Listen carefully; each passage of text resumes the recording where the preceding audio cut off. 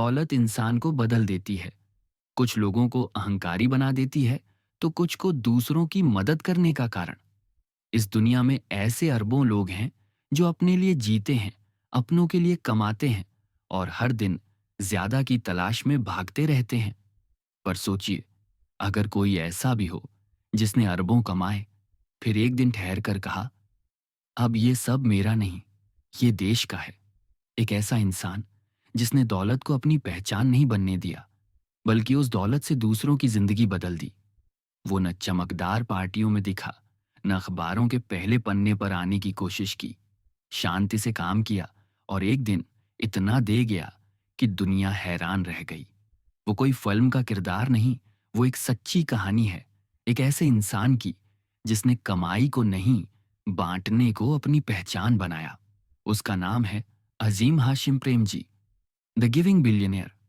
वो अरबपति जिसने सब कुछ पाया और फिर सब कुछ बांट दिया। कहानी अब हमें ले चलती है मुंबई की उस तपती दोपहर में, जब 24 जुलाई 1945 को एक साधारण से परिवार में एक असाधारण बच्चा जन्मा। नाम रखा गया अजीम हाशिम प्रेमजी। उसके पिता मोहम्मद हाशिम प्रेमजी एक ईमानदार, मेहनती और दूरदर्शी बिजनेसमैन थे। उनकी company western Indian vegetable products LTD घी और साबुन बनाती थी। वो कोई साधारण कारोबारी नहीं थे, एक विजनरी थे जो आजादी से पहले ही सोच चुके थे कि भारत को आत्मनिर्भर बनना है। पर 1947 आया। देश दो हिस्सों में बट गया, भारत और पाकिस्तान। मोहम्मद प्रेमजी को जिन्ना ने बुलावा भेजा। कहा, आप जैसे लोगों की हमें जरूरत है, पाकिस्तान आइए। पर हाशिम प्रेमजी ने उस पल इतिहास लिख दिया। उन्होंने जवाब दिया, मेरा देश भारत है और मैं यहीं रहूंगा। उन्होंने अपने बेटे के लिए एक वादा किया कि मैं एक ऐसा बिजनेस खड़ा करूंगा जो भारत के नाम से जाना जाए। अजीम बड़े हुए सादगी में, पर सपनों की कोई कमी नहीं थी। स्कूल में शांत, विनम्र और पढ़ाई में तेज, पर अंदर से एक गहरी सोच लिए हुए। उन्हें समझ में आया था कि असली सफलता वो नहीं जो दिखे, बल्कि वो है जो समाज में फर्क लाए। यही सोच उन्हें ले गई अमेरिका के स्टैनफोर्ड यूनिवर्सिटी तक, जहां उन्होंने इलेक्ट्रिकल इंजीनियरिंग की पढ़ाई शुरू की। वो वहां सिर्फ इंजीनियरिंग नहीं पढ़ रहे थे, वो दुनिया देख रहे थे, सोच समझ रहे थे कि एक देश कैसे बदल सकता है। पर जिंदगी के पास एक अनचाही खबर थी। साल था 1966, जब स्टैनफोर्ड की लाइब्रेरी में बैठे अजीम को एक कॉल आया। उनके पिता मोहम्मद हाशिम प्रेमजी अब नहीं रहे। उस पल एक 21 साल का नौजवान अपने सारे सपनों के साथ, अपनी किताबें छोड़कर वापस लौट पड़ा, अपने देश, अपने शहर, अपनी जिम्मेदारी की ओर। वो अब सिर्फ एक बेटा नहीं था, वो अपने पिता के अधूरे वादे की विरासत था। एक टूटी हुई कंपनी, सिर्फ कुछ करोड़ की वैल्यू और सैकड़ों उम्मीदें। यहीं से शुरू हुई उसकी असली यात्रा।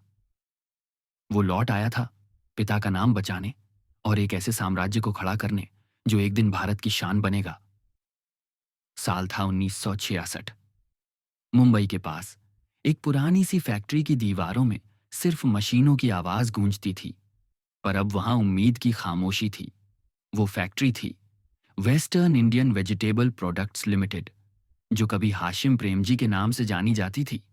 घी और साबुन बनाने वाली कंपनी जो अब जैसे सांसें गिन रही थी। और उसी वक्त एक नौजवान फैक्ट्री के गेट से अंदर दाखिल होता है, कंधे पर ब्रीफकेस, आंखों में दृढ़ता और दिल में अपने पिता का वादा। वो था अजीम हाशिम प्रेमजी। डायरेक्टर्स टेबल पर बैठकर कुछ लोग फुसफुसा रहे थे, इतनी बड़ी कंपनी एक 21 साल का लड़का कैसे संभालेगा? इसे तो बिजनेस का तजुर्बा भी नहीं। पर अजीम चुप थे, क्योंकि वो जानते थे कभी कभी खामोशी ही सबसे बड़ा जवाब होती है। अजीम ने चारों तरफ देखा, पुरानी मशीनें, कम मनोबल, गिरता कारोबार, पर उनकी नजर इन सब के पार देख रही थी। उन्होंने महसूस किया, भारत अब बदल रहा है। ये सिर्फ घी और साबुन का दौर नहीं, ये विचारों और तकनीक का दौर आने वाला है। लोग सोच रहे थे वो कंपनी बंद कर देगा या बेच देगा, पर उसने कुछ और किया, कुछ ऐसा जिसे लोग समझ नहीं पाए। उसने कहा, हम अब सिर्फ साबुन नहीं बनाएंगे, हम भविष्य बनाएंगे। और इस सोच के साथ उसने कंपनी का नाम बदल दिया। Western Indian vegetable products limited से वाइप्रो लिमिटेड। बहुतों ने पूछा, वाइप्रो का मतलब क्या है? उन्होंने मुस्कुराकर कहा, वेस्टर्न इंडिया प्रोडक्ट्स। यही तो इसका मूल नाम था। पर उनके लिए वाइप्रो सिर्फ नाम नहीं था, एक सोच थी।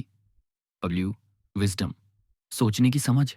आई, इंटेग्रिटी, ईमानदारी से जीने का साहस। प्रो, प्रोग्रेस, हर दिन बेहतर बनने की लगन। यानी विप्रो सिर्फ एक कंपनी नहीं, एक दर्शन था। स्मार्ट सोच, साफ नीयत और सतत प्रगति का।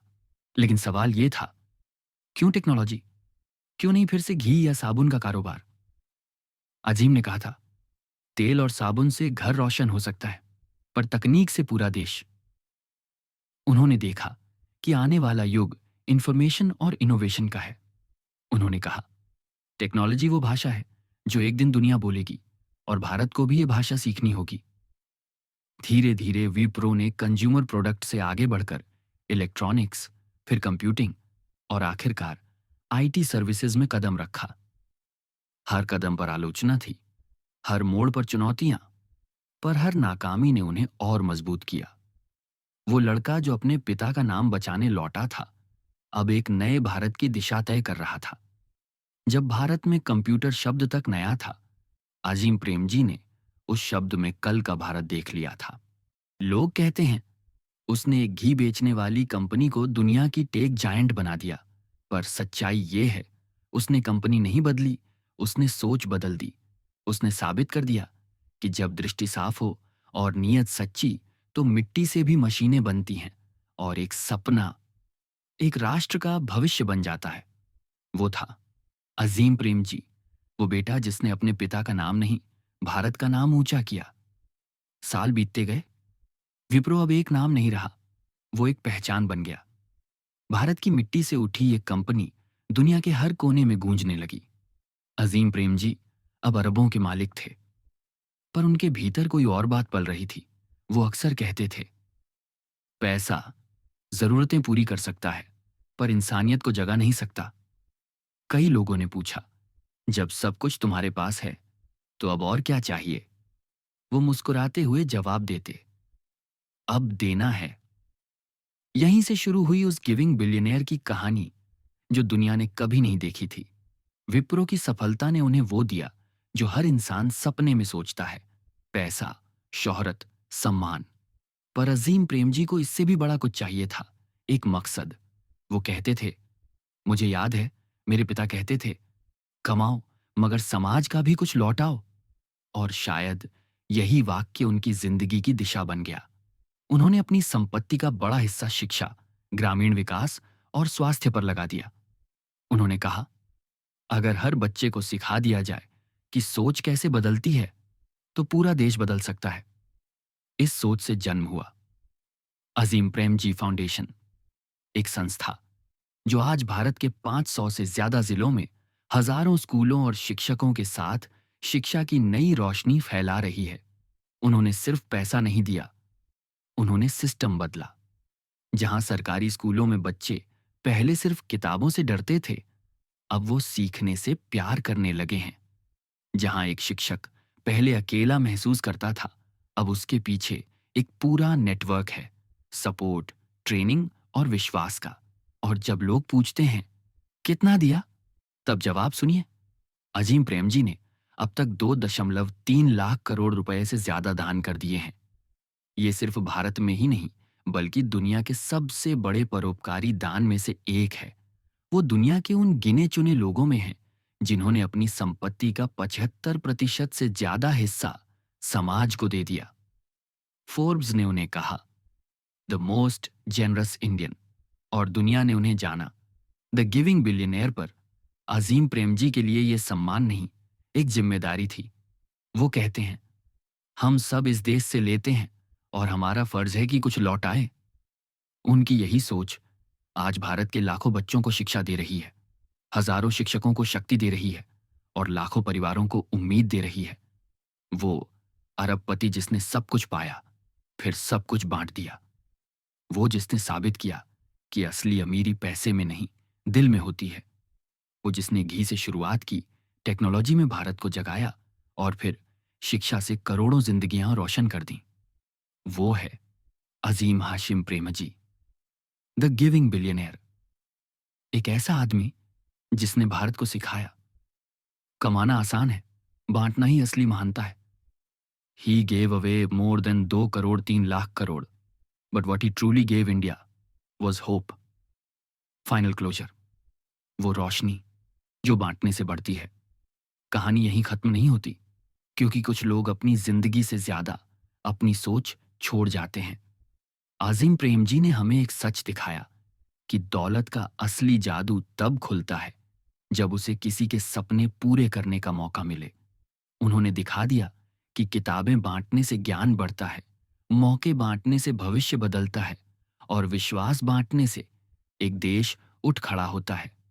वो चला गया है सुर्खियों से दूर, क्योंकि उसे नाम की रोशनी नहीं चाहिए थी, उसे देश की रोशनी चाहिए थी। और आज जब भी कोई बच्चा अपने पहले स्कूल में कदम रखता है, जब भी कोई शिक्षक किसी गांव में नई उम्मीद जगाता है, जब भी कोई परिवार कहता है मेरे बच्चे का कल अब बेहतर है, तो वहां एक शांत सी मुस्कान छिपी होती है। वो मुस्कान अजीम प्रेमजी की होती है। उन्होंने हमें सिखाया कि अमीरी इस बात से नहीं मापी जाती कि आपने कितना कमाया, बल्कि इससे मापी जाती है कि आपने कितना दिया। और शायद इसी वजह से दुनिया उन्हें गिविंग बिलियनेयर कहती है, पर भारत उन्हें कुछ और कहता है, वो इंसान जिसने दिल से देश को बनाया। ये कहानी एक अरबपति की नहीं, एक ऐसे इंसान की है जिसने खुद को नहीं, देश को अमीर बनाया। और आज जब हम ये कहानी समाप्त करते हैं, तो एक बात दिल में रख लीजिए, कभी कभी दुनिया बदलने के लिए आपको करोड़ों की नहीं, बस करुणा और नियत की जरूरत होती है। यह कहानी अगर आपके दिल को छू गई हो, अगर इस तरह की प्रेरणादायक जीवन यात्राएं आपको पसंद आती हैं, तो हमारे चैनल को सब्सक्राइब जरूर करें, वीडियो को लाइक करें, अपने दोस्तों और परिवार के साथ शेयर करें, ताकि ऐसी और भी अनोखी कहानियां हम आपके लिए लगातार लाते रहें। आपका एक क्लिक हमें और बेहतर कंटेंट बनाने की शक्ति देता है।